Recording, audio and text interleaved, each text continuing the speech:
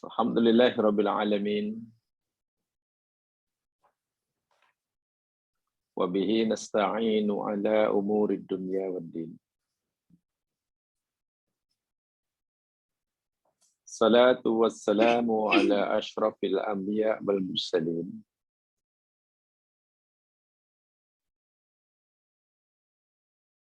Nabiyina wa rasulina Muhammad wa ala alihi wa ashabihi wa atba'ihi ila yaumiddin.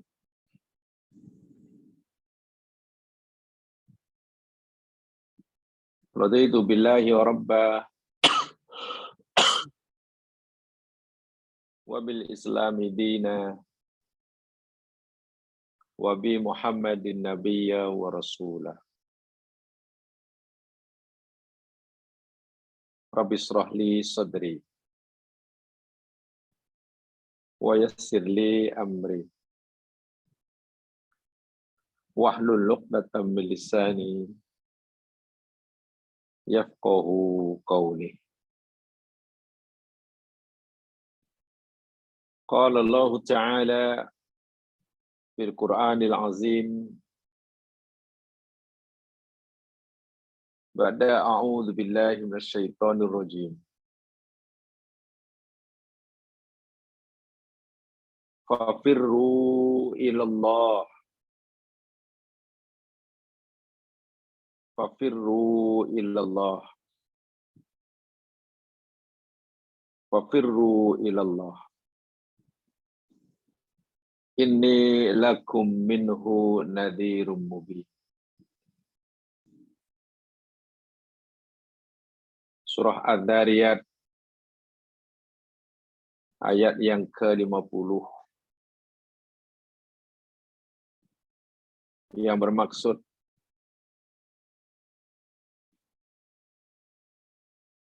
lalu berlarilah kamu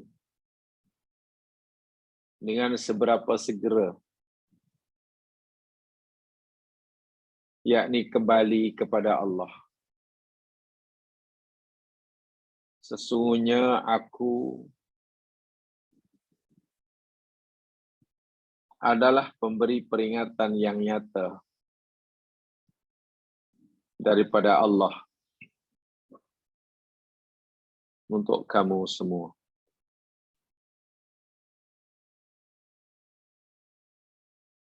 Jamaah yang dirahmati Allah sekalian, insyaallah kita akan teruskan pendalaman pemahaman kita terhadap ayat tersebut. Fafirru ilallah. Al-firar ilallah.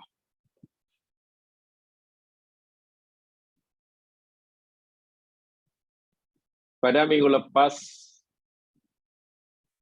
kita telah pelajari apa kata Imam Al-Qushairi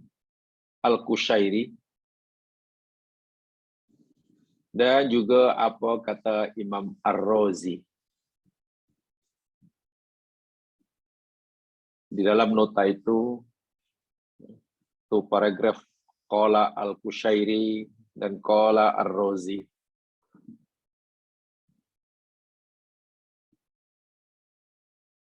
Perintah Allah di dalam surah Adz-Dzariyat ayat yang ke-50 yang dibacakan tadi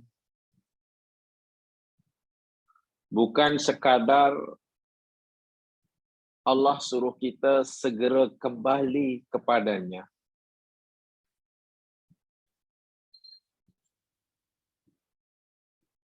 Ketika kita merasa telah jauh meninggalkannya.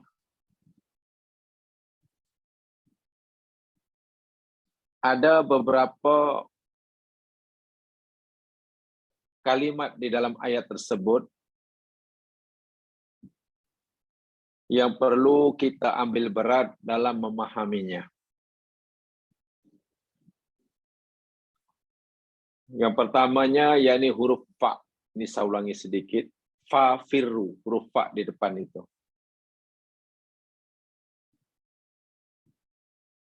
Fa itu yastaujibu al-isra fil huruf. Fa itu salah satu di situ, satu fungsinya yakni menyuruh kita untuk melakukan perintah tersebut dengan seberapa segera. Maknanya tidak boleh ditangguh-tangguh dan ditunda-tunda. Sekarang. Sehingga kita sebenarnya tidak ada alasan apapun untuk kita menunda-nunda, menangguh-nangguhkan melaksanakan perintah Allah, segera kembali pada Allah. Apapun alasannya, tidak boleh diterima. Segera, fa. Yang keduanya yakni perintah firru, farro yafirru. Farro yafirru itu sendiri bermakna al-huru bil isra. Lari dengan pantas. Bukan lari dengan perlahan.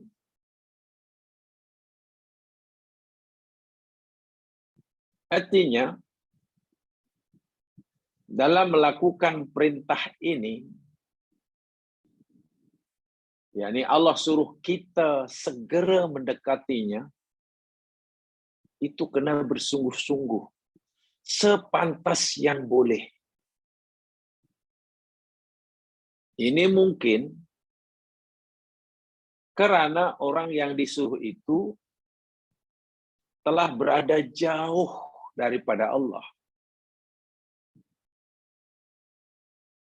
Seseorang hamba yang telah masih berada jauh daripada Allah, sementara masa untuk berjumpa Allah makin suntuk, maka orang itu mesti mendekatkan daripada Allah dengan seberapa sekarang. Takut masa yang baki tidak mencukupi.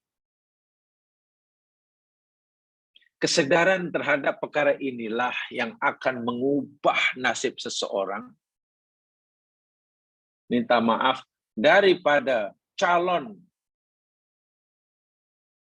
orang yang celaka menjadi calon orang yang beruntung. Min ahlis saqawah bertukar menjadi min ahlis sa'adah. Calon ahli saqawah, golongan celaka, berubah menjadi min ahli sa'adah. Karena segera, pantas. Yang ketiga, bila Allah suruh kita lari mendekat Allah dengan pantas dan dengan seberapa segera, ia memberikan maksud bahwa adanya bahaya yang sangat besar yang akan menimpa kita. Ada bahaya yang sangat besar yang akan menimpa kita dalam masa yang dekat. Sehingga apabila kita tidak segera melarikan diri daripadanya, kita akan binasa. Kita akan binasa. Tempoh hari saya nyatakan, bila kita duduk di bawah bangunan yang sudah hampir-hampir runtuh, sudah ada tanda-tanda runtuh, retak sana, retak sini, ada pergerakan. Retakan sana, retakan sini, sudah mulai ada pergerakan yang menunggu saat dan ketikanya saja akan runtuh, roboh, dan menghempap kita. Sementara kita masih duduk di bawahnya. Coba kalau kita berlengah-lengah. So itu kita mesti ambil tindakan dengan pantah, dengan segera meninggalkan tempat itu. Kenapa? Kerana ada bahaya yang sangat besar yang akan berlaku mungkin menimpa kita bila-bila masa sahaja bila kita tidak segera melarikan diri. Begitu maksud firru. Dan bila ini dipahami oleh setiap kita dan menjadi motivasi bagi kita dalam menjalani kehidupan sebagai hamba Allah, saya yakin perjalanan hidup kita, gaya hidup kita, cara kita memandang kehidupan pasti akan mengalami perubahan yang sangat ketara. Jika inilah yang menjadi motivasi. Sebab hidup ini tanpa motivasi yang sekiranya susah. Orang ingin surga. Tapi kalau tidak ada yang motivate dirinya, ya mungkin hanya keinginan saja yang ada. Semua orang takut neraka. Tapi bila tidak ada kekuatan yang ia jadikan motivasi untuk menggerakkan hatinya daripada menjauhi neraka, ya hanya yang tinggal hanya ya takut neraka. Tapi tidak berusaha bergerak dengan sepantas mungkin melarikan diri dari neraka. Yang tinggal hanya keinginan masuk surga. Tanpa kepantasan bergerak untuk mendekatinya. Tenaga apa yang boleh menggerakkan hati kita supaya cepat bertindak? Ya, kefahaman-kefahaman pada makna ayat seperti inilah. Mesti ada motivasi. Seorang katalah sedang baru habis belajar atau sedang belajar, tak ada motivasi, tak jadi. Paling-paling hanya ingin lulus itu aja. Yang tinggal hanya ingin berjaya, itu saja. Tapi karena tak ada yang motivasi, ya sudah, relax. Wah, nanti saya ingin senang, tapi tak ada motivasi untuk kerja. Ya, tinggal mimpi. Itu bahasa Al-Quran, bahasa yang betul-betul sebenarnya bukan hanya berbicara dengan fikiran kita, tapi akan terus berbicara dengan hati kita. Fafiru. Fafiru. Jadi fa itu merupakan syiddatul khatar. Adanya bahaya yang sangat dahsyat yang mewajibkan kita, memastikan kita untuk segera menjauhkan diri daripadanya. Itu yang kita pelajari minggu lepas. Baik. Sekarang kita akan baca paragraf yang berikutnya. Di samping mungkin ada tambahan-tambahan. Lihat paragraf yang berikutnya. Mimma al-firaru. Mimma al-firaru. Dari apa kita mesti melarikan diri? Mimma dari apa? Al-firaru. Kita mesti melarikan diri. Baik, saya bacakan apa yang ada di sini sebelum kita kupas. An Ibni Abbasin radhiyallahu anhuma. Anna Nabiyya sallallahu alaihi wasallam kana yaqul fi akhiri witrihi. Daripada Abdullah bin Abbas radhiyallahu anhuma, bahwasanya Rasulullah sallallahu alaihi wasallam adalah sentiasa berkata atau mengatakan atau mengucapkan di akhir solat witirnya, di penghujung solat witirnya. Bila malam hari baginda qiyamul lail menutupnya dengan sembahyang witir, di penghujung sembahyang witir itu Nabi sentiasa membaca doa ini. Allahumma inni a'udzu biridhaka min sakhatik. Allahumma ya Allah, ini sesungguhnya aku, aku berlindung, biridhaka dengan keridhaanmu, min sakhatika daripada kemurkaanmu. Satu. Berlindung dengan ridhamu daripada kemurkaan. Tempuri saya nyatakan, di sisi Allah itu ada dua perkara. Dalam hal ini di sisi Allah itu ada dua perkara. Yang kedua-duanya bila Allah menghendaki, Allah akan berikan, Allah akan timpakan kepada kita. Di sisi Allah ada keridhaannya. Allah punya ridha. Di sisi lain Allah punya kemurkaan. Tengok. Allah punya ridha, keridhaan, Allah juga punya kemurkaan.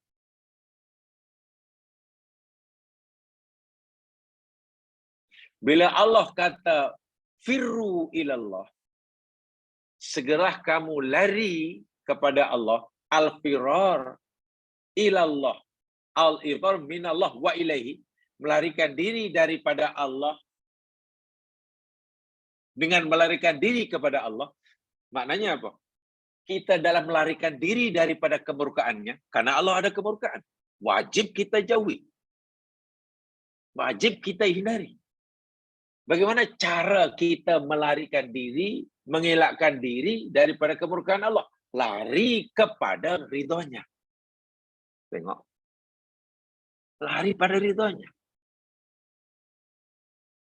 Jadi yang penting bukan sekadar mohon agar Allah jauhkan kita daripada kemurkaannya,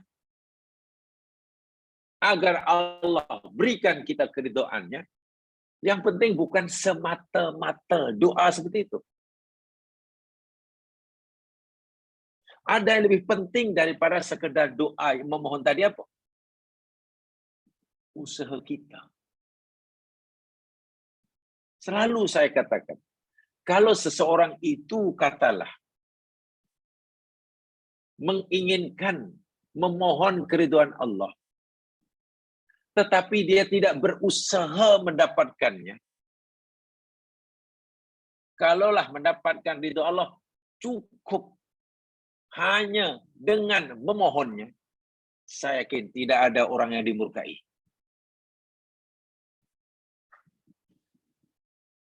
Jika untuk mengelak daripada kemurkaan Allah itu cukup hanya dengan memohon, ya Allah jangan engkau murkai aku, tidak ada orang yang dimurkai. Artinya apa? Selepas kita mohon ridha Allah, kan ketika kita mohon ridha Allah, maknanya kita belum mendapat ridhanya, kan masih mohon. Maknanya kita dengan ridha tadi masih ada jarak. Masih ada jarak. Untuk mendapatkannya, larilah dekati dia. Itu firar ilallah. Ketika kita memohon agar Allah jauhkan kita daripada kemurkaannya, kita mohon kepada Allah agar Allah jauhkan kita dari kemurkaannya. Maknanya apa? Waktu itu kita dekat dengan kemurkaan Allah. Sebab itu kita mohon agar kemurkaan itu dijauhkan. Kita berada dekat dengan Allah. Sebab itu mohon agar kemurkaan dijauhkannya. Bagaimana caranya? Larilah. Al-firar minallah. Al-firar minallah. Melarikan diri daripada kemurkaannya. Dengan cara melarikan diri kepada kebaikan. Begitulah hidup. Nah, untuk memberikan motivasi, untuk mendatangkan kekuatan yang akhirnya dapat motivate diri kita dengan kuat, kita mesti merasa yang kita itu ketika kita, ya Allah, inni a'udzu biridhoka min sakhatika. Pertama, rasakan, sadari bahwa diri kita saat mohon itu berada hampir dengan kemurkaannya. Dan masih jauh daripada keridhaannya. Rasakan itu. Bahasa mungkin yang lebih keras lagi. Ketika kita berdoa, Allahumma inni biridhoka min sakhatika, rasakan yang saat kita mohon itu kita sudah hampir dengan nerakanya dan masih jauh daripada surganya. Bila itu kita dapat bayangkan, kita rasakan, pasti kita akan melarikan diri sejauh-jauh daripada, sekuat-kuatnya daripada neraka untuk lari mendekat diri kepada surganya. Bagaimana caranya? Semua sudah tahu.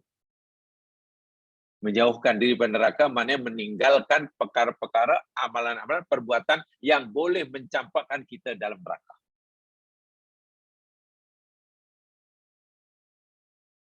Ingin mendapatkan mendekat diri pada surga, maknanya melakukan perbuatan-perbuatan, amalan-amalan yang membolehkan kita masuk surga.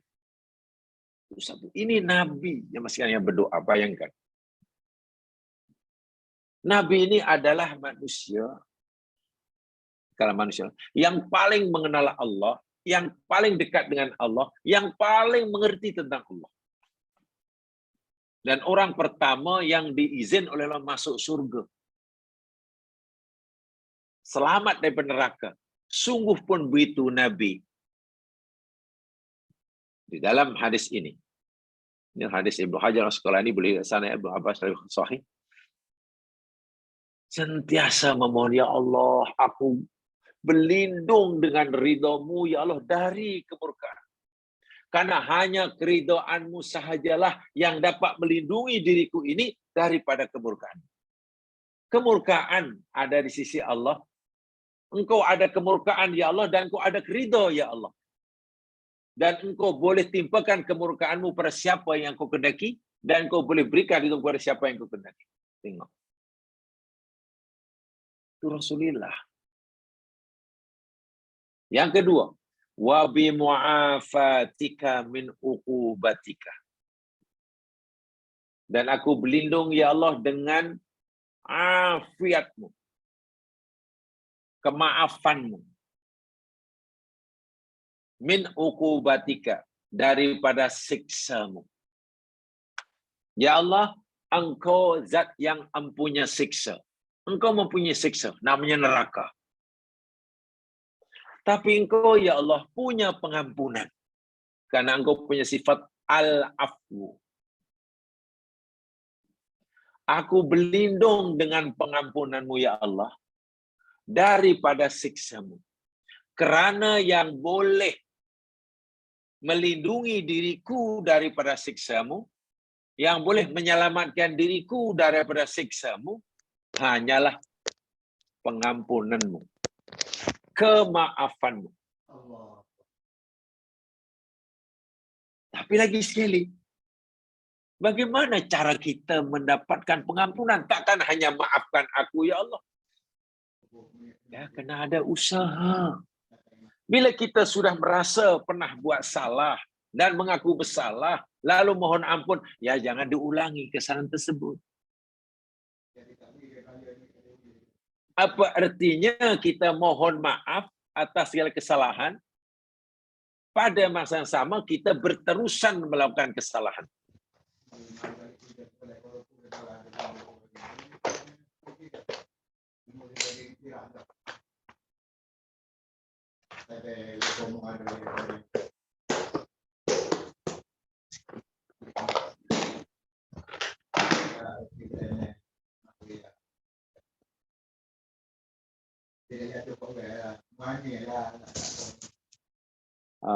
Minta kerjasama mungkin Puan Rus.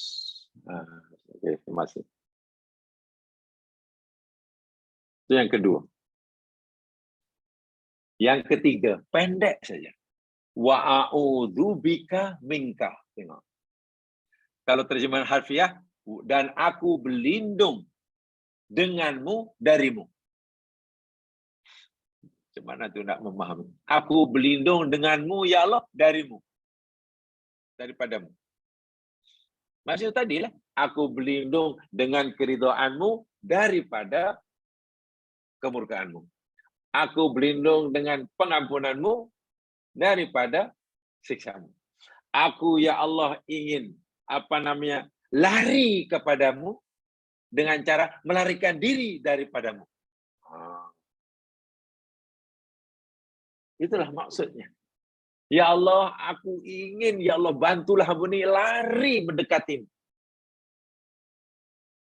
Dengan cara melarikan diri daripadamu. Boleh ya? Disuruh melarikan diri daripada Allah, mana menjauh. Dengan cara lari mendekat diri pada Allah. Ya, karena di sisi Allah ada pengampunan, ada siksa. Ada neraka, ada surga. Allah ni ada punya dua-dua ini dimilikinya. Allah suruh kita melarikan diri dari siksanya dengan cara melarikan diri kepada surganya. Itu maksud a'udzubika minka. Masya Allah.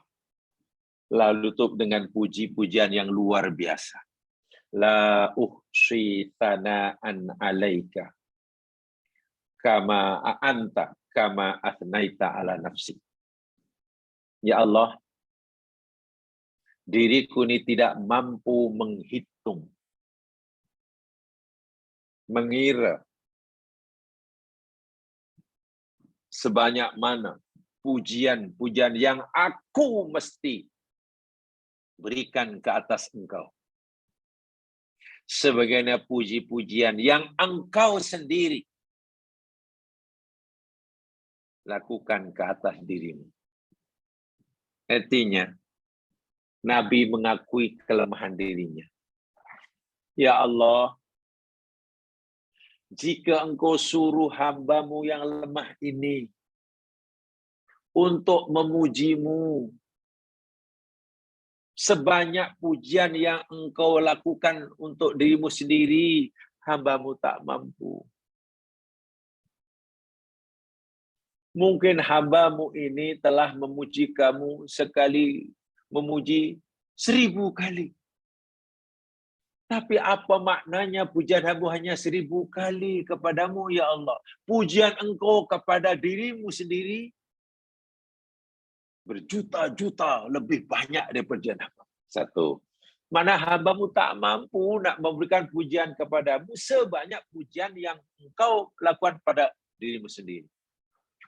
Yang kedua, ya Allah, hambamu ini tidak mampu. Jika engkau hambamu suruh dan perintah diri ini untuk memujimu, sebagaimana engkau memuji dirimu sendiri.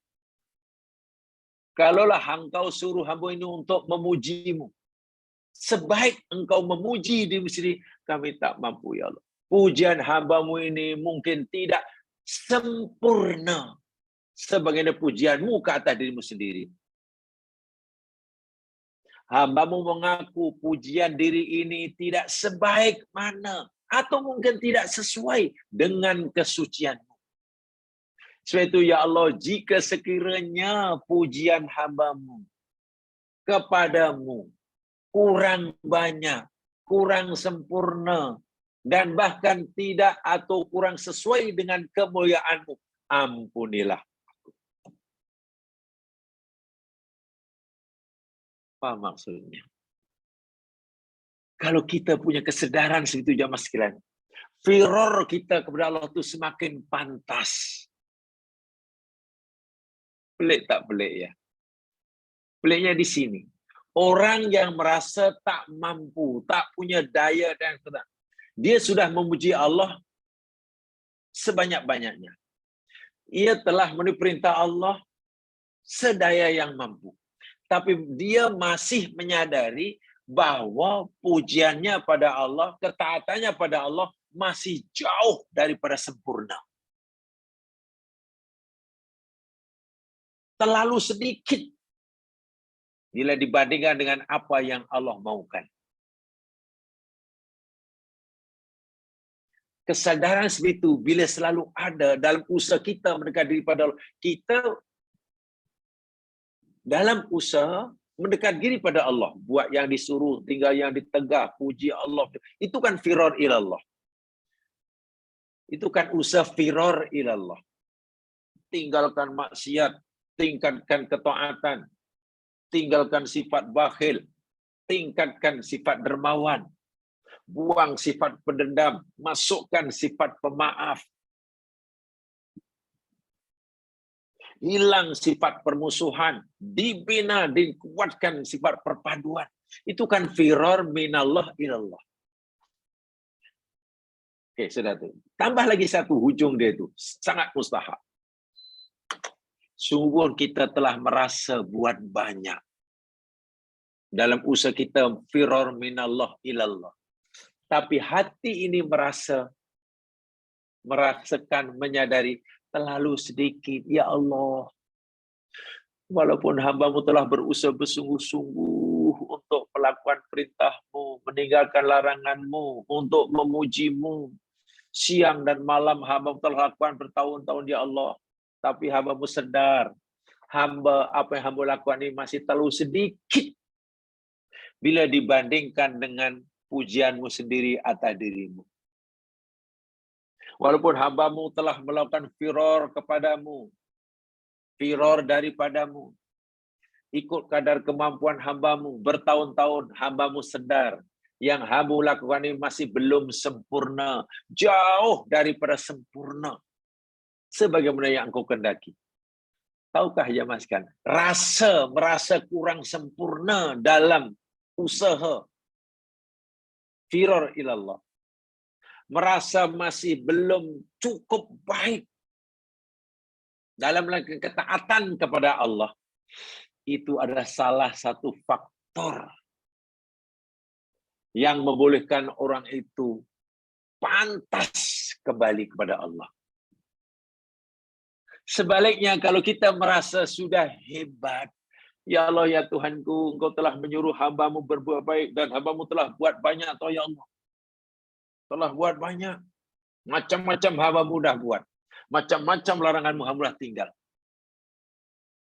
Dan nampaknya hamba-Mu yakin hamba ini sudah dekat dengan-Mu, ya Allah. Dan hamba-Mu yakin apa yang Engkau maukan daripada hamba-Mu, hamba-Mu telah melakukannya dengan sempurna. Kalau kita ada perasaan seperti itu, justru ia menghambat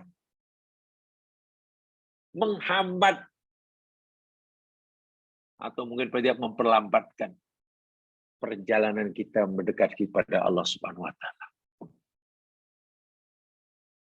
Inilah susahnya dalam beragama bila kita disuruh menata hati kita. Merasa belum sempurna walaupun telah buat banyak, justru mempercepat, melajukan pergerakan kita kembali pada Allah. Tapi ketika orang sudah merasa sudah sempurna, sudah banyak, malah berhenti di situ. Tidak lagi bergerak. Nah, ini kaitannya dengan apa yang telah kita pelajari. Saya tidak mengulangi ya, tolong pahami betul filosofi la haula wala quwata illa billah. Di sana kaitannya. Inilah yang perlu kita ingat selalu. Tengok Nabi. Kalau kita ditanya, siapa manusia yang paling mengerti tentang Allah? Rasulullah. Siapa yang paling baik ibadahnya kepada Allah? Rasulullah. Siapa yang paling dicintai dan mencintai Allah? Ya Rasulullah lah. Siapa yang paling pandai menyucikan Allah? Rasulullah. Sungguh pun Rasulullah itu yakni nomor wahid dalam semua hal yang Nabi tak pernah tinggalkan malam hari lepas salat, di ujung salat witirnya, la uhsi sanaan. Subhanaka la ukhsi tana'an 'alaika anta kama afnaita 'ala nafsi. Ya Allah, hamba-Mu tidak mampu ya Allah hendak memuji Engkau sebagaimana pujian-Mu kepada diri-Mu sendiri. Kalaulah Engkau suruh hamba-Mu untuk memuji-Mu sebagaimana Engkau memuji diri-Mu, hamba-Mu tak mampu. Pujian hamba-Mu ini masih jauh daripada sempurna sesuai yang Kau mahukan. Hamba-Mu, pujian hamba-Mu ini masih terlalu sedikit sesuai dengan maha suci-Mu. Merasa tak mampu, itulah justru yang disukai oleh Allah. Tapi kalau merasa mampu, malah tidak. Ya Allah, saya fikir pujian hamba-Mu ini telah sama dengan apa yang kehendaki. Hamba-Mu telah berjaya memuji-Mu, ya Allah, dengan sebenar-benar pujian yang Kau kehendaki. Lagilah. Sana satu contoh. Ini sifat kehambaan ya jam sekalian. Sifat kehambaan inilah yang saya tadi membuat orang makin dekat dengan Allah. Dulu pernah kita pelajari ya. Semakin kita merasa lemah di hadapan Allah yang Maha Kuat, justru Allah jadikan kita kuat.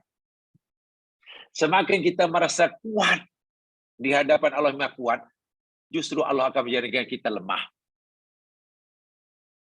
Semakin bertambah rasa takut kita kepada Allah, justru Allah akan berikan kita keberanian.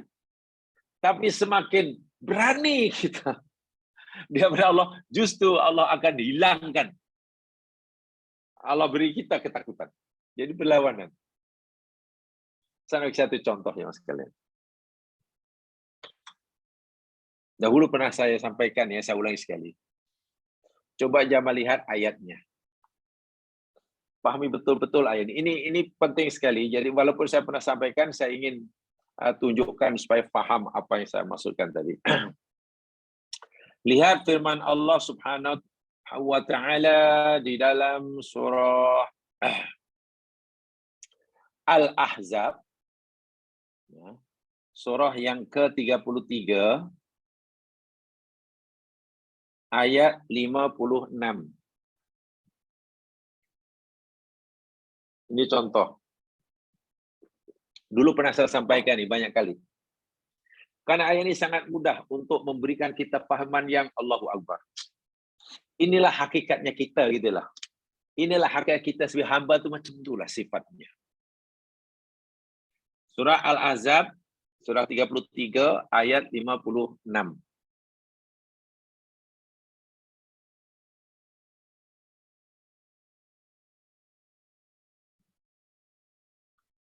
A'udzu billahi minasyaitonir rajim. Innallaha wa malaikatahu yusholluna 'alan nabi. Ya ayyuhalladzina amanu sallu 'alaihi wa sallimu taslima. Sesungguhnya Allah dan para malaikatnya mereka bersalawat ke atas Nabi. Wahai orang-orang yang beriman, bersalawatlah kamu ke atasnya dan berilah salam olehmu dengan salam yang sempurna. Ayatnya boleh kita baca, terjemahnya sudah tahu, maksudnya pun kita sudah tahu.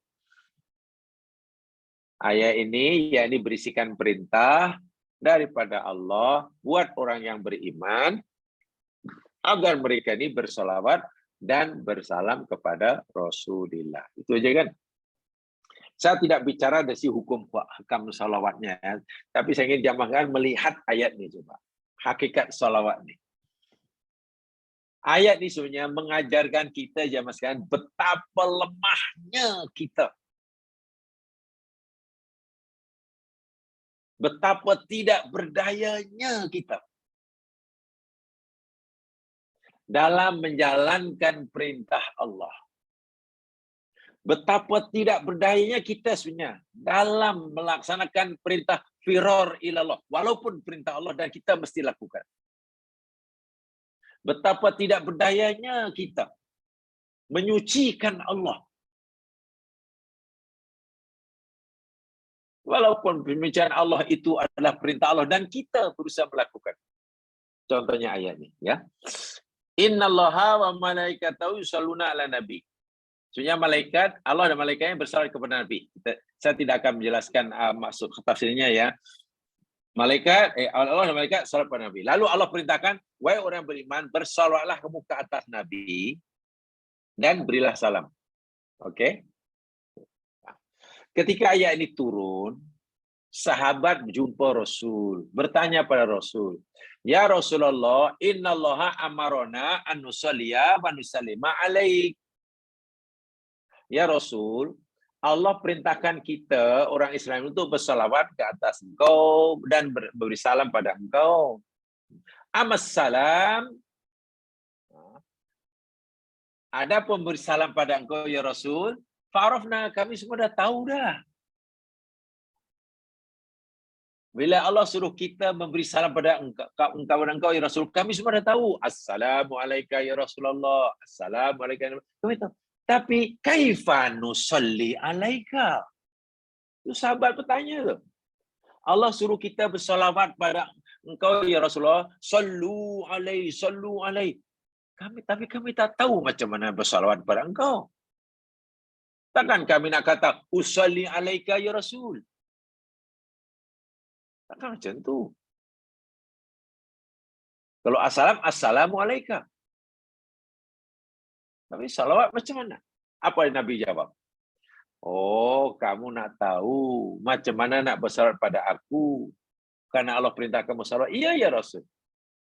Kul, katakan sajalah. Allahumma salli ala Muhammad. Dan seterusnya. Yang Nabi bagi ajar sampai salawat Ibrahimiyah itulah. Baik. Bacalah Allahumma salli ala Muhammad. Sekarang coba jamaah sekalian. Renungkan betul-betul. Perintah Allah kepada kita, sallu alaihi. Sallu alaihi. Itu perintah Allah kepada kita. Bersalawatlah kamu, wahai orang beriman, ke atas Nabi. Lalu apa kita kata? Allahumma salli ala Muhammad. Apa aja kita? Allahumma ya Allah, bersalawatlah engkau ke atas Muhammad. Coba pelik tak pelik antara perintah dan jawaban kita. Allah kata, bersalawatlah kamu ke atas Nabi, Nabiku. Kita jawab, ya Allah, engkau sajalah bersalawat ke atas Nabi. Begitu kan? Maksud antara salat kita dengan perintah salat. Maknanya, pernahkah kita bersalawat kepada Nabi kalau begitu? Nampaknya tak pernah. Sebab kalau kita kata Allahumma sholli ala Muhammad, itu bukan kita yang bersalawat kata Nabi. Kita mohon kepada Allah agar Allah bersalawat ke atas Nabi. Betul? Sedangkan Allah suruh kita bersalawat kepada Nabi. Kenapa kita malah mohon pada Allah agar Allah salawat kepada Nabi? Walhal, jika kita tidak berdoa, tidak memohon kepada Allah agar Allah bersalawat kepada Nabi sekalipun, Allah sudah bersalawat. Innallaha wa malaikatahu yusholluna 'alan nabi. Betul kan? Allah sudah bersalawat. Lalu kenapa kita mohon Allahumma sholli ala Muhammad? Ya Allah, salawatlah kepada Nabi. Sedangkan Allah suruh kita bersalawat kepada Nabi. Apa coba pengajaran yang boleh kita ambil dari ini? Maknanya ada perintah Allah yang sekalian kepada kita yang kita tak mampu buat. Itulah maksudnya. Bahasa mudahnya, wahai orang beriman, bersalawat kepada Nabi ya, kepada Nabiku ya, karena aku sudah bersalawat. Kita, ya Allah, hamba-Mu tak mampulah nak salawat pada Nabi-Mu, engkau aja yang bersalawat. Kan begitu maksudnya. Sekaligus ini memberi makna bahawa Nabi ini manusia yang amat dimuliakan oleh Allah. Sehingga jika Allah menyuruh kita memuliakan, menghormati Nabi, sebagaimana penghormatan dan kemuliaan Allah yang Allah berikan pada Nabi, kita kata, tak mampu ya Allah. Ya Allah, kalau engkau lah suruh kami bersalawat ke atas Nabi, sebagaimana salawat-Mu ke atas Nabi, kami tak mampu ya Allah, engkau sajalah yang. Karena hanya salawatmu saja ya Allah yang layak bagi keagungan Nabi Muhammad. Kalau aku bersalawat ikut salawatku ya Allah kepada Nabi, salawatku tak layak langsung bagi keagungan. Sebab itu engkau sajalah yang bersalawat kepada. Ini konsep salawat. Justru ketika kita mengakui lemah seperti itu, ya mas sekalian, Allah suka. Allah senang. Dan dalam usaha kita firar ila Allah, makin laju. Tapi kalau kita merasa mampu, Allahu Akbar. Ya malah terhambat firar kita ila Allah. Doa yang kita baca tadi, doa Nabi kita baca tadi, contoh al-firar minallah ilallah. Doa Nabi yang kita pelajari tadi, itu contoh nyata daripada Nabi melaksanakan al-firar minallah, melarikan diri daripada Allah, daripada siksanya, wal firaru ilallah, dan lari kepada Allah, yakni kepada ridhonya. Sungguh pun Nabi telah berusaha, telah mohon, telah berusaha. Di ujungnya Nabi kata, walau bagaimanapun ya Allah, hambamu tak mampulah nak melakukan apa yang kau suruh, sebagaimana 100% yang kau kehendaki.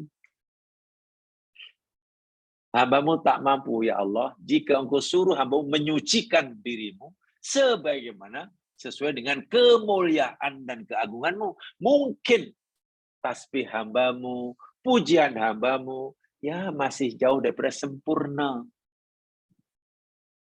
Masih jauh daripada sesuai dengan keagunganmu. Jika seperti itu kenyataannya, ampunilah dosa. Contohnya ini. Umat Islam, salawatlah kamu kepada Nabiku ya, karena aku sudah bersalawat. Ya Allah, kami tak mampu lah kalau engkau suruh kami salawat pada Nabi sebagai salawat. Engkau sajalah yang bersalawat kepadanya. Allahumma shalli ala Muhammad.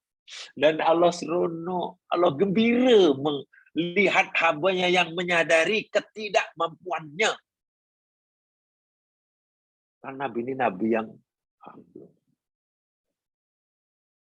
paham ya? Ini salah satu kefahaman yang bila kita pegangi, lalu kita sedari setiap kali kita firar ilallah, membuat firar kita ini makin laju, karena perintah firu itu memang suruh pantas, tak boleh tangguh-tangguh. Ini kaitannya dengan hati. Bukan semata-mata kita buat yang disuruh, tinggal yang ditegah. Itu kayaknya amalan zahir. Tapi apa yang dalam hati kita?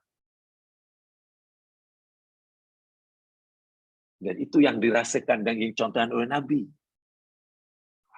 Ketika Nabi malam hari qiyam hingga bengkak kaki. Aisyah bingung, Aisyah pelik. Ya Rasulullah, lima kalafta hadza wa qad ghafarallahu laka ma taqaddama min dzambik. Ya Rasul, kenapa engkau memberatkan diri, memaksa diri buat macam ini semua ni? Solat hingga kaki bengkak, karena lama berdiri, panjang pula rakaatnya. Bukankah Allah telah ampunkan dosa engkau? Itu pun jika ada. Jika ada dosa, ya Allah, Allah dah ampunkan. Sama ada dosa yang lepas atau yang akan datang. Jika engkau ingin masuk surga, ya engkau ni jangan masuk surga. Tapi buat apa buat semua ini? Nabi menjawab dengan, oh Masya Allah. Ini kaitan dengan ibadah hati ya. Afala akuna abdan syakura. Aisyah, aku merasa aku belum menjadi hamba Allah yang syukur. Salahkah aku ingin menjadi hamba Allah yang syukur? Karena aku belum merasa menjadi hamba Allah yang syukur. Nabi belum merasa jadi hamba Allah yang syukur. Karena Nabi sedar melihat nikmat Allah kepada baginda terlalu banyak dan terlalu besar. Sementara ibadah baginda pada Allah, baginda rasai masih terlalu kecil. Sehingga Nabi melakukan ibadah terus menerus tadi, bukan nakkan itu, nakkan ini lagi. Bukan dah. Ingin, dalam bahasa mudahnya, mengimbangi nikmat Allah kepadanya. Walaupun Nabi tidak mungkin dapat mengambil. Karena nikmat Allah sangat besar. Sehingga Nabi akan sentiasa merasa belum syukur atau belum sempurna syukurnya. Orang yang merasa belum sempurna syukurnya, belum baik, belum, pasti dia akan motivate dirinya untuk bekerja lebih keras, untuk bergerak lebih laju, dan ini penting dalam beragama. Tapi letaknya dalam hati ya. Letaknya dalam hati. Sebab kalau tidak, itulah hakikat ubudiyah yang sebenar. Dan Allah suka. Sehingga ada satu, ini anekdot agama ya. Ya ini dari saya peroleh dahulu masa belajar, dengar pesarahan di pondok Pak Kiai. Ya beliau buat satu perumpamaan lah. Menurut kamu, katanya, bila malam hari pukul 3 pagi ada 2 rumah. Penghuninya katalah rumah E, rumah pertama, rumah E ini dipilih oleh E, dan E sedang baca Al-Quran. Yang zikir, dia wirid. Di tengah malam suara bacaan Quran. Suara bacaan Al-Quran. Tentulah Allah suka melihat malam hari ada hamba Allah tidak tidur baca Al-Quran. Sukalah. Zikir memuji Allah. Suka. Ya, kita yakin suka. Itu yang kita diajar. Rumah nomor 2 dihuni oleh B nama dia. B ini tak sedang baca Quran. Dia tidak sedang wirid. Mungkin lepas baca Quran, sekarang sudah dia duduk menangis saja. Hanya suara tangisan dia menangis. Dan menangisnya itu bukan karena musibah yang menimpa. Bukan karena fikir macam mana bayar hutang. Bukan. Bukan fikir pasal-pasal apa kalah bertanding. Tidak. Menangis dan menangis. Bukan karena baca Quran, tapi kena ingat, setiap kali ingat dosa yang sangat banyak. Dan terbayang siksanya yang akan menimpa dirinya jika tak dapat pengampunan. Tergetar hatinya, sehingga tak terkata nak meluahkan ucapan rasa takut. Itu hanya menangis. Menangis karena setiap kali melihat nikmat Allah, menjadi nikmat Allah pada sangat banyak. Sebenarnya syukurnya pada Allah dirasai sangat sedikit, menangis. Sementara masa yang Allah berikan, ya Allah perlukan masa untuk hidup makin suntuk. Sekali ingat masa silamnya, Allah timpakan banyak kali musibah tapi tak mampu sabar. Allah beri nikmat tapi belum dapat mensyukurinya. Allah bagi dia qada dan qadarnya, tapi sering kali tidak ridho. Ingat itu hanya menangis, merasa bersalah, merasa dosa, merasa bersalah, merasa dosa. Yang nampak hanya kesalahannya. Walaupun sudah bertaubat, tetapi merasa taubatnya mungkin belum cukup. Walaupun dia telah beramal soleh, tapi merasa amal soleh masih terlalu sedikit. Menangis tanpa kepada Allah. Kata Pak Kiai tadi, menurut kamu, mana suara yang Allah lebih sukai? Suara yang datang daripada rumah pertama, suara E, yang sedang baca Quran dengan merdu, lancar, zikir wirid, la ilaha illallah, la ilaha illallah, la ilaha illallah. Atau suara tangisan dari rumah kedua, B, yang menyesali, yang merasa lemah, merasa ini, merasa ini. Ingin segera kembali kepada Allah, dalam usaha kembali kepada Allah, tetapi ya ingin laju, tapi merasa tak punya kemampuan. Jika Allah suruh melakukan sesuatu dengan kehendaknya, mengingati dosanya, menangis. Kata Pak Kiai lah, saya percaya aja waktu itu. Kamu tahu tak, Allah sebenarnya lebih suka mendengar suara B. Bukan Allah tak suka suara E, suka. Tapi Allah lebih suka mendengar. Tengok hamba-Mu. Menangis. Beliau buat anekdot itu rupanya ada dalilnya. Dalam hadis Bukhari ada rajulun dzakarallahu khalian fafadat ainahu. Orang yang zikir pada Allah, ingat Allah hingga matanya mengalirkan air mata. Dalam hadis sahih juga Nabi ceritakan ketika orang sama haji wukuf di Arafah. Wukuf di Arafah dengan pakaian yang lusuh, kotor, rambutnya tak susun rapi, bajunya ya kotor, tak ada bau harum-haruman, kuku panjang, misai semua tak teratur lah. Berdoa pada kelaparan, kepenatan, tidur mungkin hanya di atas pasir. Apa Nabi kata? Malaikat Allah membanggakan kepada malaikatnya. Tengok hambaku itu. Sedang berpenat-penat, sedang berkotor-kotor, sedang tidak terurus badannya, memohon pengampunanku. Aku bangga dengan orang-orang. Justru ketika hambanya dalam keadaan yang macam itu, baju kotor, tidak rapi, perut lapar, kuku panjang, bau badan tidak wangi. Dalam dari hidup mana jauh daripada selesa lah. Zaman sekarang ini kita bayangkan ya, ini wukuf pada zaman Nabi ya. Kalau kita wukuf zaman sekarang ya Allah ya Rabbi, kemahnya lebih mewah daripada rumahnya. Banyak orang yang dapat fasiliti semasa wukuf lebih mewah daripada rumahnya yang ada di kampung. Ya, mungkin tak merasakan tadarruk itu jadi kurang karena persekitaran tidak membantunya. Boleh duduk, makanan disediakan. Makanan disediakan. Lambat sikit boleh mengamuk, boleh protes, masuk berkomplain. Pada zaman Nabi mana makanan disediakan, masak sendiri.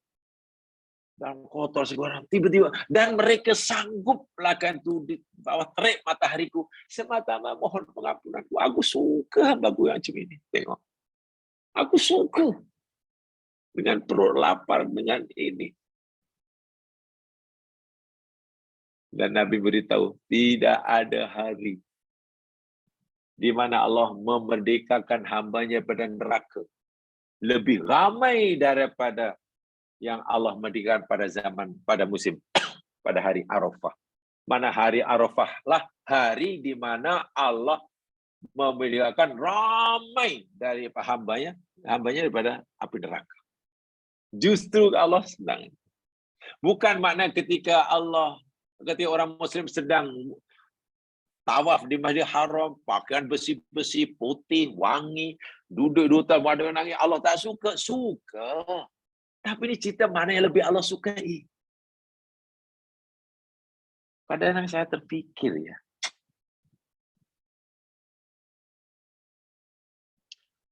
Ada jamaah di masjid, sembahyang tarawih, masjidnya mewah. Ikonnya pun bukan main sejuk, bahkan boleh buat ais krim. Masjid itu ikonnya pun boleh buat ais krim. Mana bawa air putih pun masuk masjid, keluar dari ais krim. Jadi beku lah. Kapet setebal. Sembahyang.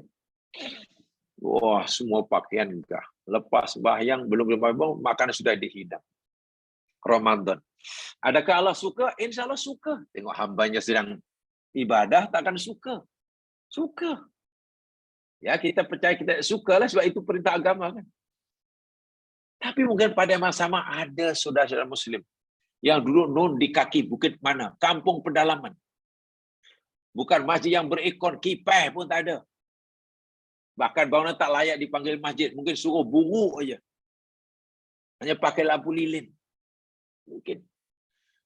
Tadi pun mungkin buka hanya tak apa-apa. Tapi mereka khusyuk solatnya. Berdoanya khusyuk dan serba kekurangan. Tanpa keluh kesah.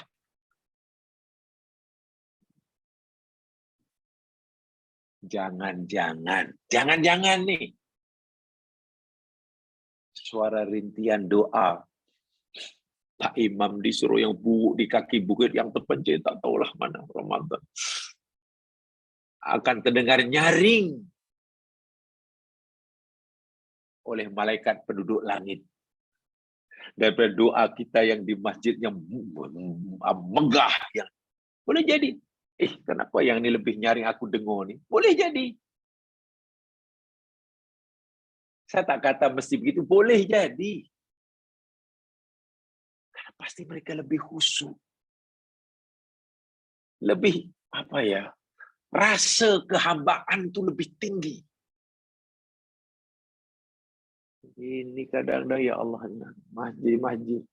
Solat belum habis, makanan belum dihidangkan, lepas solat, ngamuk. Apa lambat sangat? Apa yang dibuat? Dah dikata hujatan. Wah, makanan perut untuk buka tadi pun belum surut sudah mau diisi lagi. Baik, jemaah sekalian, tengok ya. Jadi merasa hina itu rupanya luar biasa. Justru Allah suka. Pertama, mentaati Allah ditingkatkan dengan meninggalkan maksiatnya, disertai dengan rasa, ya Allah, apa yang hamba lakukan ini sangat kecil, sangat sedikit, masih jauh daripada sempurna sebenarnya yang kau kehendaki, ya Allah. Walau begitu, ya Allah, terimalah walaupun tidak seberapa itu. Ibarat jamaah, katalah macam saya. Disuruh bagi hadiah, mamanya. Hadiah apa? Hadiah sempena hari jadi cucunda sultan terkaya di dunia. Ada sultan terkaya di dunia, katakanlah. Ya okeylah, sultan yang paling dekat dengan kita yang kaya, Sultan Brunei lah. Wah, menyambut hari jadi cucunda, katalah. Wah, hadiahnya macam-macam lah. Mak bapaknya, banyak, atuknya, hadiah macam-macam. Ada hadiah helikopter. Helikopter betul. Ada hadiah saham, ada hadiah syarikat, ada hadiah kereta. Kereta betul. Mau mewah sungguh. Ada hadiah Econ Bank. Emas belian. Ya, sesuailah dengan tingkat darjah cucu sultan pewaris kerajaan. Patutlah. Bukan sebarang cucu ini. Walaupun 1 tahun. Tiba-tiba tuanku mengarahkan pada rakyat jelatannya. Wahai rakyat kita sekalian, berilah hadiah kepada cucunda yang nyambut hari. Wah, rakyat bingung nak jadi hadiah apa ni. Yang kawan tuanya pekebun apa? Pekebun cili. Macam mana aku nak hadiah apa ni? Tuanku suruh bagi hadiah. Kami kalau suruh nak bagi hadiah sebagaimana yang tuanku, standard tuanku tak mampu. Jual apa? Jual rumah tanah pun tak cukup. Tapi kalau aku bagi dia sesuai dengan kemampuanku, kerana aku ni petani cili, dia bagi cili 1 kilogram. Cili dibungkus dengan plastik bag, hantar. Inilah tuanku. Itu kalau kita dipaksa juga bagilah. Tapi hati kita pasti berdepan-depan. Macam mana ni? Patut ke cili hadiah aku? Tapi masalah aku hanya mampu cili. Nak suruh hadiah kereta yang Lamborghini tak mampu. Hanya cili. Kalau aku bagi akan dia terima atau tidak ya? Tapi kalau tak terima, dia suruh. Dan kemampuan hanya ini. Ya kita baru, ya Allah, Tuanku, tolonglah terimalah hadiah hambamu yang tak seberapa ini. Kamu tak mampu lebih. Rasa itulah maksud saya di hadapan Allah. Jangan merasa hadiah kita paling sesuai. Tidak, masih jauh daripada sempurna. Atau mungkin kita malah pilih cara yang pertama tadi. Dalam salawat tadi. Baik Tuanku, nampaknya hamba-Mu ini tak layak, tak patutlah bagi dia kepada cucu dan Tuanku. Hamba-Mu orang miskin, hanya punya cili 1 kilogram. Kalau Tuanku nak suruh kami hadiah pada cucu seperti mana Tuanku bagi, tak apalah Tuanku ajalah yang bagi hadiah. Kami tak payahlah. Ini namanya rasa kehambaan, menyadari siapa diri kita. Ini penting sekali dalam agama. Sebenarnya Nabi ajarkan itulah. Afala akuna abdan syakuron. Wahai Isa, bukankah aku belum jadi hamba yang Allah syukur? Itu Nabi. Subhanaka la uhsi sana'an 'alaika kama asnaita an 'alaika anta kama asnala. Itu Rasulullah. Masya Allah. Baik. Hadisnya begini ya, jamaah sekalian. Kalimat ada yang sama, hal lepasnya. An Aisyah Ummul Mukminin. Ini ceritanya. Nah, itu lengkapnya begini, hadis riwayat Muslim nih. Daripada Aisyah Ummul Mukminin radhiyallahu an. Faqattu Rasulullah sallallahu alaihi wasallam lailatan minal firashi. Faqattu, aku kehilangan. Terjemahan harfiah, aku kehilangan. Rasulullah SAW lailatan, pada suatu malam. Pada suatu malam hari, aku tidak mendapati Rasulullah berada di atas katil, firash, tempat tidur lebih tepatnya. Malam hari itu Nabi berada di rumahku, tidur di rumahku. Tengah malam, terus malam terakhir aku terjaga, aku cari Rasulullah tak ada di sebelah aku. Faqattu, aku kehilangan. Aku tak dapati Nabi berada tempat tidur. Faltamastuhu. Lalu apa? Aku carilah. Ini Aisyah yang berkata, aku cari. Fawaqa'at yadi ala batni qadamaihi. Lalu aku cari, waktu malam itu gelap. Madinah, masjidnya belum seperti sekarang, tak ada lampu, listrik belum ditemukan. Nah, pada masa itu, malam hari itu, masjid ada lampu itu bila ada orang nak solat. Ramai jam baru ada lampu, itu pun ya pakai pelita lah kalau pada sekarang. Tak ada, padam lah semuanya. Padam. Nabi pun suruh malam hari tidur, itu padam lampu itu kan itu je mas. Ya tak perlu kan. Di samping itu mempunyai banyak manfaat dari segi kesihatan. Daripada keselisaan tidur. Aku cari, fawaqa'at biyadi, lalu tanganku berada ala batni qadamaihi. Berada, aku sentuh, aku pegang telapak kedua kaki Nabi. Kedua telapak kaki Nabi. Nabi sedang sujud, kan sujud apa namanya telapak kaki berdiri gitu ya. Aku pegang. Aisyah pegang kedua telapak kaki Nabi. Nabi sedang sujud. Wahwa fil masjid. Waktu itu Nabi sholatnya di masjid. Patutlah di atas bilik tempat itu tak ada. Aku cari. Insya Allah, indah sungguh ya. Harmonis sungguh kehidupan Rasulullah. Wahuma mansubatani. Kedua-dua telapak kaki Nabi itu sedang berdiri. Ya sujud. Kan telapak kakinya berdiri kan. Nah ini kuliah dari sudut fikah. Bagi yang minat fikah, hukum hakam, hadis ini pasti kaitannya dengan fikah lah. Contohnya apa? Oh rupanya sholat apa sujud itu kaki tapak kaki mesti berdiri. Itu peraturan fikahnya. Oh rupanya sentuhan laki dan perempuan ini tidak membatalkan wudu. Buktinya Nabi sedang sholat, pasti ada wudu. Aisyah pegang kakinya, tak batal pun, Nabi tak mengamuk, tak apa pula aku sholat, tak ada. Nah, itu hukum fikah itu panjang perbicaranya. Yang minat itu sila.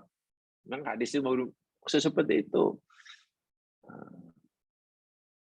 Itu apa namanya dari aspek fikah. Tapi yang kita pelajari lagi sekali bukan aspek fikahnya, bukan hadis hukum hakamnya, bukan dari segi aspek hukum hakamnya, tapi dari apa ini?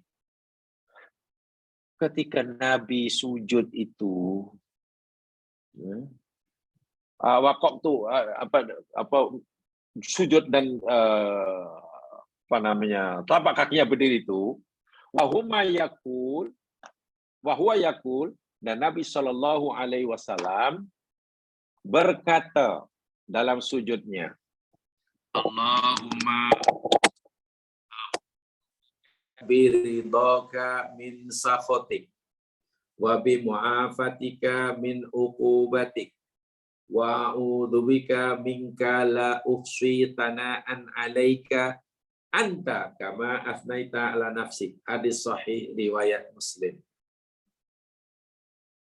Jadi kita dapat mengajaran kalau dari si hukumnya, biasanya orang tanya di hukum, makanya ada hukum pokoknya pertama, ya sentuhan laki dan perempuan berhadis ini ya, rupanya tidak membatalkan sholat. Sentuhan istri suami buktinya Aisyah pegang kaki Nabi.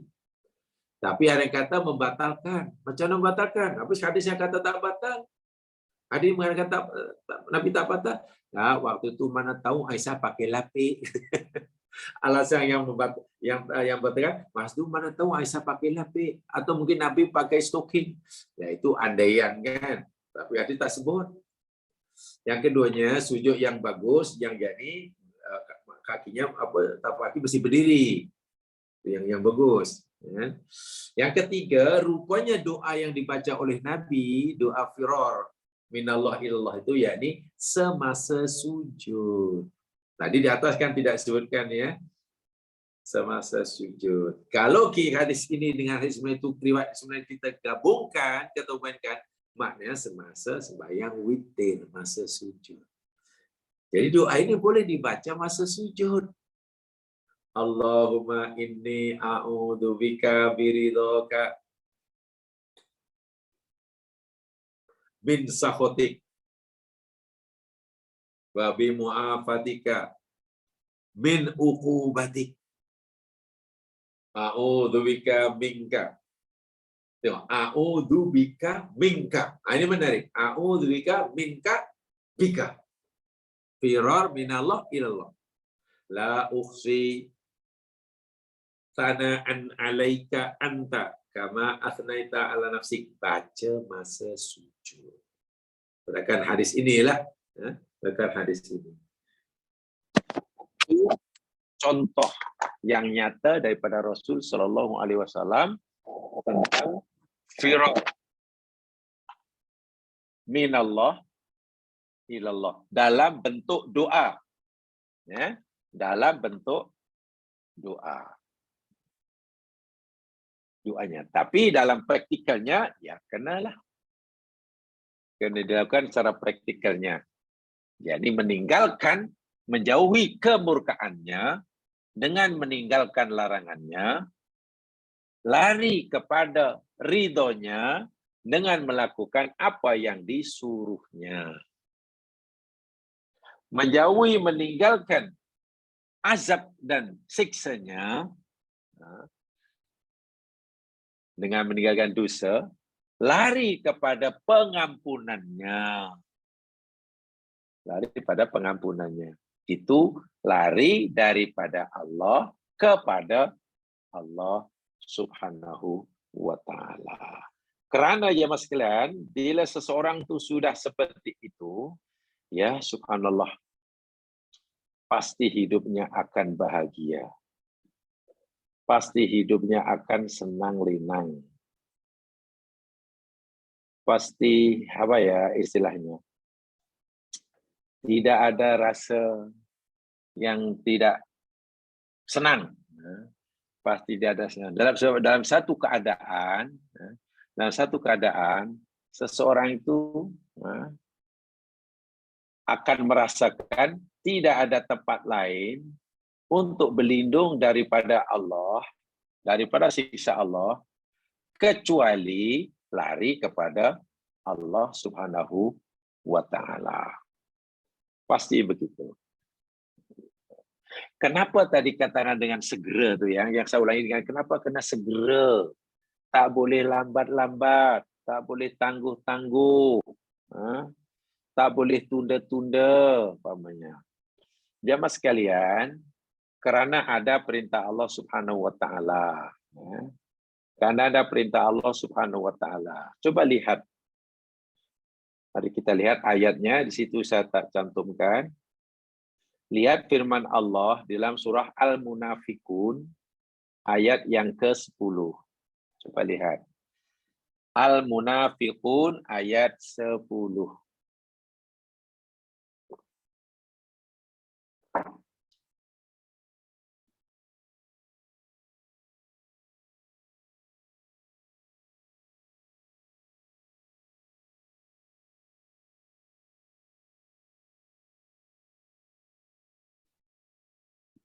Sudah jumpa?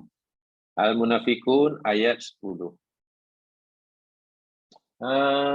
Mungkin ada yang bantu kita, tolong bacakan ayat yang ke-10 surah Al-Munafikun.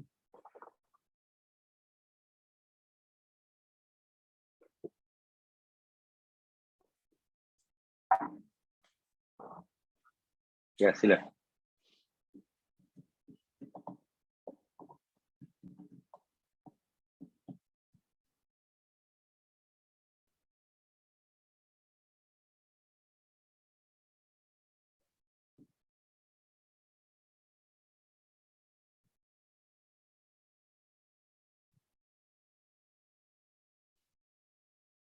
Ada? Tak ada? Sila. Al-Munafikun ayat 10.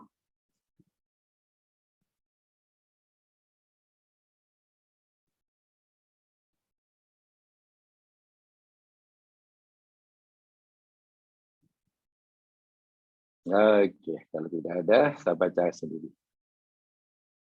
A'udzu billahi minasy syaithanir rajim. Wa anfiqu mimma razaqnakum min qabli an ya'tiya ahadakumul maut. فيقول رب لولا أخرتني إلى أجل قريب فأصدق وأكن من الصالحين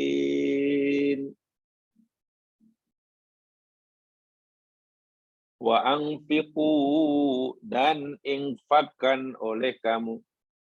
Seulang sekali ya. Saya kata tadi, kenapa lari kepada Allah? Mana lari daripada neraka yang ada di sisi Allah kepada lari kepada surga Allah. Jadi lari daripada Allah kepada Allah mesti lakukan dengan seberapa segera. Tak boleh tangguh-tangguh, tak boleh tunda-tunda. Tadi sudah dijelaskan, kerana bahaya yang akan menimpa kita ini sudah sangat hampir berlaku menimpa kita. Jadi kalau kita tidak segera menyelamatkannya, ya pasti kita akan binasa lah. Apalagi bahaya itu sangat dahsyat. Itulah. Kebinasan itu sangat dahsyat.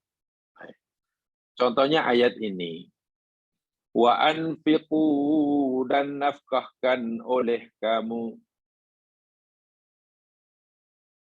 mimma sebagian dari apa yang razaqnakum kami telah rezekikan kepada kamu.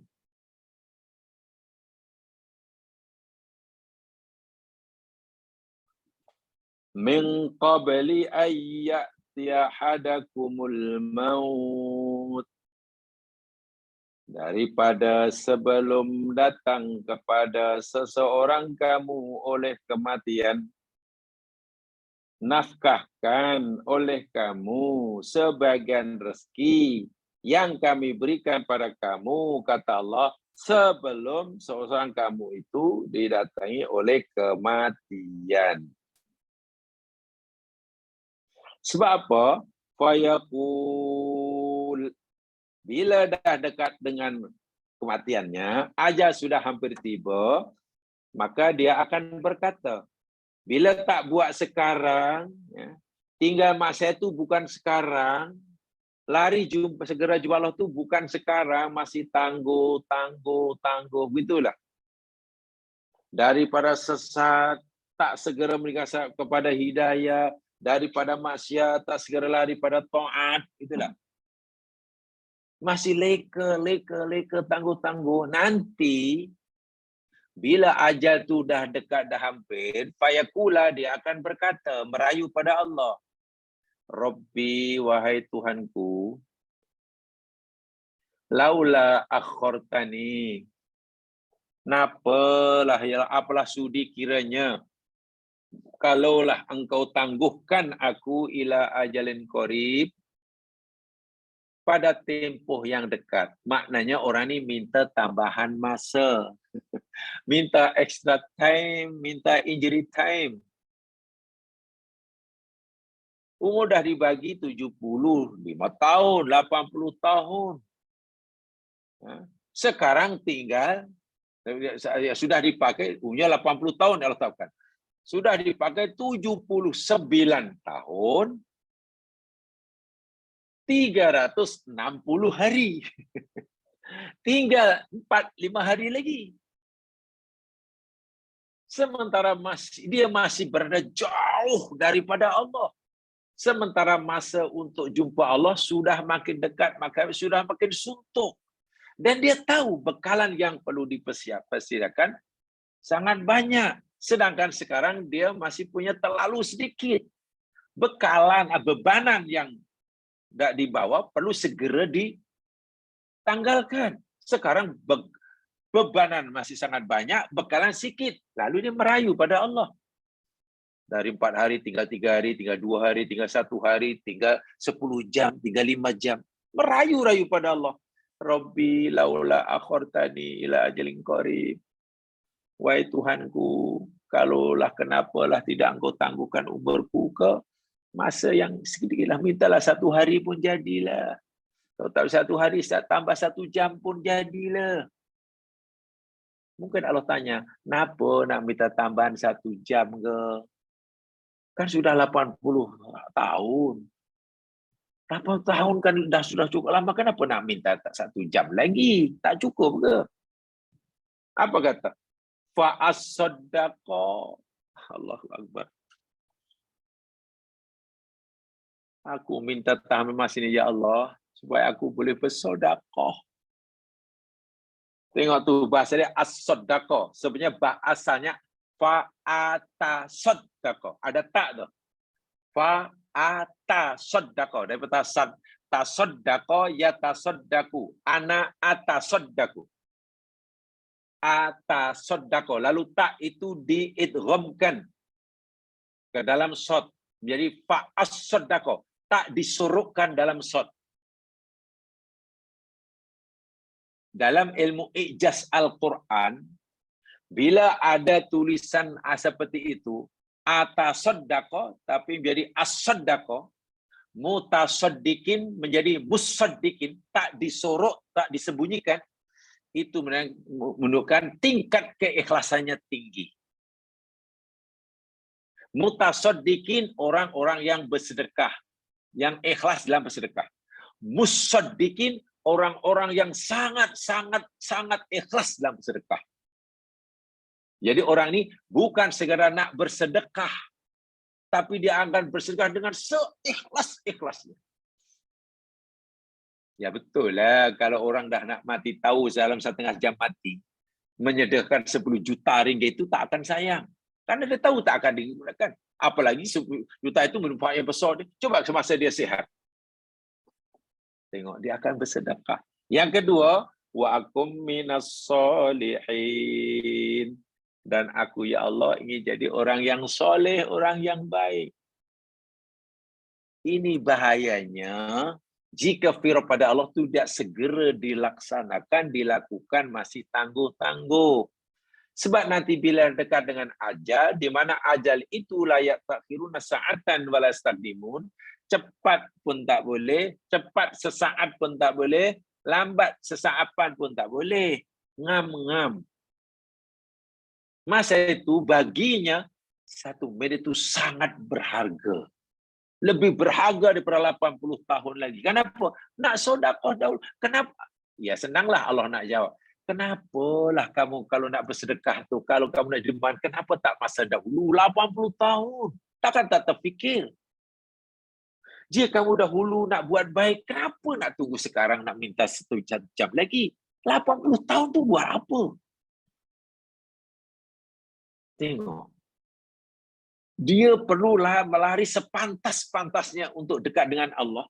Sementara masa yang tinggal sangat suntuk. Berjaya ke? Tak berjaya. Coba kalau dia coba lari mendekatkan kepada Allah. kepada surga. Lari menjauhkan diri pada neraka itu dimulakan daripada umur balik. Sikit. Dan ia telah lakukan selama 80 tahun. Ya, sudah berjaya lah. Sudah sangat hampir dengan Allah dan dengan surga Allah. Dan sudah jauh daripada siksa Allah. Ini tidak.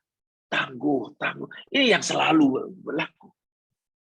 Dan minta maaf, katalah. Orang itu Allah tetapkan umurnya 80 tahun, kata Allah. Dan Allah mahfud 80 tahun. Dan selama 80 tahun, Allah pula kendaki tak sakit. Ya, paling-paling demam sikit, 2 hari sembuh. Selama sikit, ya 3 hari sembuh. Tak pernah sakit. Check up doktor pun rutin. Doktor kata, oh, Encik ni sihat, tak ada penyakit, Cik. Encik ni umur 81 sekarang ni. 81, tapi saya kagum sebagai doktor. Walaupun Encik 81, Encik ni macam 18 tahun. Tentu seronok kan dianggap sihat. Tapi ingat, di Mahfud ni 81 tahun katalah. Sekarang dia sudah 80 tahun 350 hari. Maknanya tinggal 15 hari lagi. Mulai pada dia disahkan, dokter kata macam umur 18 tahun, umurnya tinggal 18 hari. Dan dia fikir, oh, kalau sekarang masih sehat, maknanya 20 tahun lagi saya masih boleh lari ini, ikut lomba lari. Dia fikir begitu. Walau umurnya tinggal 15 hari. Dia pula countdown. 14, 13, 9, 7, 6. Masih merasa rancangannya itu, rancangan ini, masih bla bla bla. Mati makin hampir tanpa disedari. Tinggal 1 jam, malakul maut sudah mulai mendekat. Dia sudah mulai perasan. Takut. Apa pasal semacam ni hari ini? Tak selesa, tak tenang. Sakit tak ada, tapi kenapa gelisah? Mungkin 3 menit terakhir betul-betul malakul maut depan matanya. Pasti dia akan merengek-rengek minta ini. Tolong boleh tak minta 1 jam lagi? Inilah madharat yang Allah katakan cepat. Lari itu mulai sekarang. Sementara masih ada peluang. Segera. Jangan tangguh. Yang leka cepat. Ingat. Yang bengkok cepat lurus. Yang malas cepat rajin. Yang bakhil cepat jadi dermawan. Yang berdendam tukar jadi pemaaf.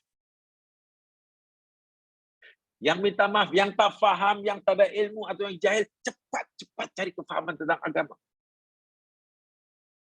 Yang tak seronok buat suruhan perintah Allah, coba dihibur hati ini dengan mentaati Allah.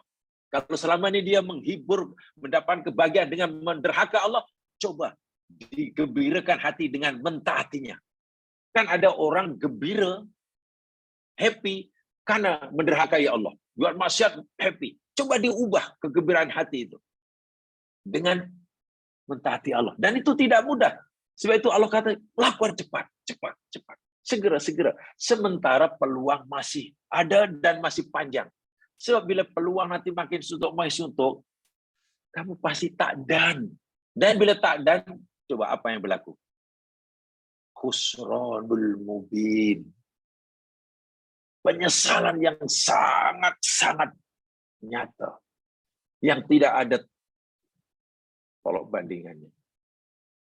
Jadi Allah sebenarnya sudah sangat sayang daripada awal-awal lagi diberi nasihat. Firru ilallah, firru. Sekarang, jangan tangguh. Karena musibah yang menimpa kamu boleh datang bila-bila. Dan sangat dahsyat. Sebab itu kita sebenarnya sekalian, hidup ni perlu ada ketahanan diri, perlu ada jati diri. Ya. Di samping ada motivasi untuk jadi baik, kena ada jati diri dan bertahan diri. Tak boleh terikut-ikut dengan orang lain. Wah, orang lain pun masih macam tu, walaupun sudah tak boleh. Di akhirat nanti bertanggungjawabnya nafsi-nafsi. Saya pernah telefon hari. Katalah kalau orang lain buat macam tu, orang lain pun itu kata buat salah. Jadi kalau kita buat salah pun bukan seorang, ramai, jamaah. Nanti di akhirat kita jawab jamaah tak ada. Walaupun di dunia katalah buat maksiat itu berjamaah, di akhirat bukan bergotong royong dipertanggungjawabkan oleh Allah. Nafsi. Inilah yang perlu kita pahami betul. Mudah-mudahan yang kita pelajari hari ini sedikit memberikan kita motivasi. Kita yakini dahulu supaya kita jadikan motivasi dari kita agar kita punya kekuatan. Kalau kita sudah berdoa, ya Allah, masukkan kami dalam surgamu, ya Allah. Doa kita itu hendaklah kita selalu punya kekuatan untuk mewujudkannya. Kita punya kekuatan berusaha untuk memastikan doa itu dikabulkan. Gitulah. Sebab bukan hanya yang penting dan doa, bukan. Sebab kalau tanpa ada kekuatan, tanpa ada motivasi diri, ya doa tinggal doa lah. Harapan tinggal harapan. Seperti mana yang katakan di awal tadi. Nah, dari mana kekuatan itu? Kena faham Al-Quran. Contohnya kalimat firu yang telah kita kupas itu. Bila itu difahami sebagaimana yang dimaksudkan oleh Al-Quran, sesuai dengan susunan bahasanya, insya Allah sedikit sebanyak kita akan mendapat manfaat daripada. Itu saya untuk hari ini. Insya Allah kita akan teruskan. Kenapa kita mesti segera itu dan tidak boleh lambat-lambat. Tadi satu ayat telah saya sampaikan dan mungkin nanti ada ayat yang lain yang perlu saya jelaskan juga. Kurang lebihnya mohon dimaafkan.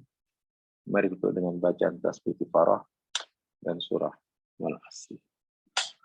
Subhanakallahumma wa bihamdika asyhadu an la ilaha illa anta astaghfiruka wa atubu ilaik. Alhamdulillahirrahmanirrahim wal 'ashr innal insana lafi khusr illa alladziina aamanu wa 'amilus shalihaat wa tawassaw bil haqq wa tawassaw bis sabr. Assalamualaikum warahmatullahi wabarakatuh.